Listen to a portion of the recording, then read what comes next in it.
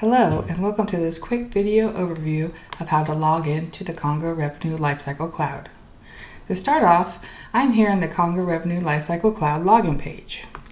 The URL that I have selected is the preview environment, but the production environment will function in the same way. At the login page, I have the option to select signing in with an identity provider or a SAML username. Currently, the identity providers Conga Revenue Lifecycle Cloud supports are Microsoft, Salesforce, Salesforce Sandbox, and Conga IDP. For SAML, your admin can use Idaptive, Azure, or Okta.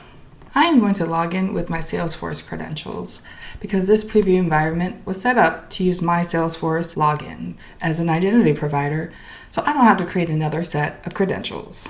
After clicking the Login button, you'll be taken to the home page of the Conga Revenue Lifecycle Cloud.